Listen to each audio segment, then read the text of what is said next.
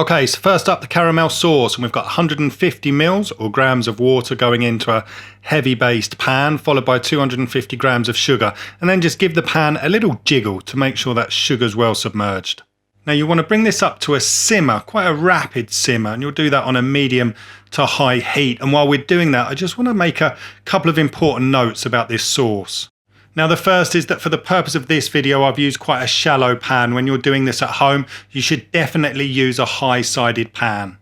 Secondly, this gets super hot, so please make sure you've got no rugrats running around in the kitchen or any animals running around.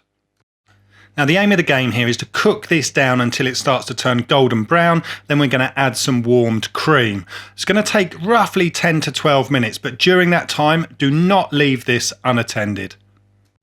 Now you can smell when this is ready and it goes a lovely golden caramel colour, and it's time to add the cream. Now I'm using 250 mils of cream. It's got 35% fat, but the key point here is to make sure that you've gently warmed this cream through on the stove so it's warm to the touch. Whatever you do, do not add cream from the fridge to this mixture because you'll end up with a molten volcano.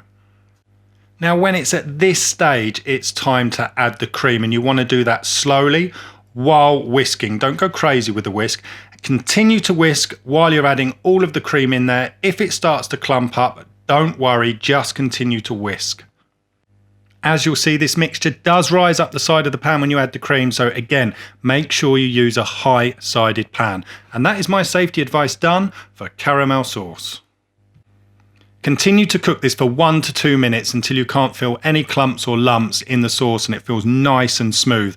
Turn off the heat and then add 50 grams of butter and continue to stir until all of the butter's been nicely incorporated in the sauce.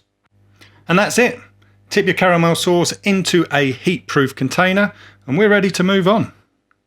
So now it's time to prepare the dates, and a quick note on this: when you're choosing your dates, try to get the best dried dates you possibly can. I try to avoid them if they've been packed with sugar, but if you can only get the ones that have had added sugar, then you may need to reduce the sugar content in the recipe slightly. Remove all of the stones from the dates, and you're going to need 260 grams in total. To this pan, I'm going to add 400 grams or 400 mils of water that I've boiled in the kettle. Then I'm going to pop that pan onto the heat and I'm going to simmer this for 5 minutes. And then we'll remove it from the heat and we're going to add 7 grams or a heaped teaspoon of bicarbonate of soda. This is going to bubble up slightly, but don't worry, that's all cool. Give it a quick stir and leave that to one side. We're going to let that come down to about room temperature. Now I think the next ingredient is absolutely key to enhance that toffee flavour through the pudding. Take 100 grams of your caramel sauce, add that into the room temp mixture and just give it a stir. Make sure it's all nicely combined. Right, on with the main cake ingredients. Now in a mixing bowl I've got 260 grams of white caster sugar and 75 grams of butter that's at room temperature. I'm just going to use this whisk to start creaming the butter and the sugar together. And I nearly forgot the vanilla. I've got 1 teaspoon going in. It's good to add it while you're creaming the butter and sugar because then you get this massive aromatic kick. Now we're going to add 3 eggs, but we're going to do it one at a time and we're going to make sure that each egg is well mixed in before we add the next one. Continue to whisk until this mixture is nice and light and fluffy and golden. Take 260 grams of self-raising flour, add that into the bowl, gently fold it in with the spatula until it's well incorporated, and then you can give that a whisk on the slow speed for a couple of minutes. Now we're going to add the date mixture into the mixing bowl, but here be careful. When you fold it through, don't use anything mechanical, use a spatula and just gently fold it through the mixture. We don't want to break the dates up too much because we want to retain some structure for the dates so that we get a nice texture running through the cake at the end. Pour that mixture gently into a baking tray that's been pre-lined with non-stick paper. The size of this tray and all of the ingredients, weights and measures will be listed in the description below. This is going to bake in the oven for 1 hour.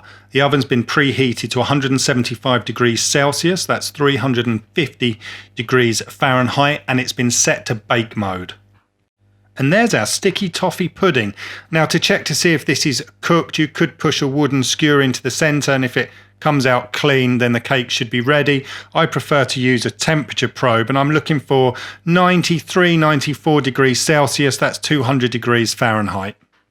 And that is it. Whip that sticky toffee pudding out of the tray and get it onto a wire rack to cool. This is best served warm with the warm caramel sauce and a big ball of ice cream, and the choice of ice cream is completely up to you.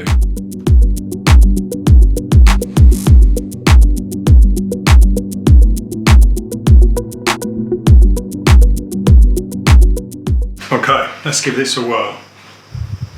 Oh man, it's so soft, huh? Get some of the ice cream.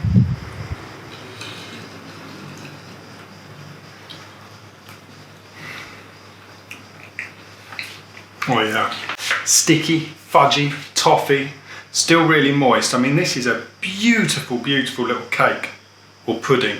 Why do they call it a pudding? Isn't it a cake? Who knows, but if you make this or anything else and you post it on Instagram, do tag me, because it's great to keep up with what you guys are doing. But right now, I want to say thank you very much for watching. Stay tuned, and I'll see you again very soon.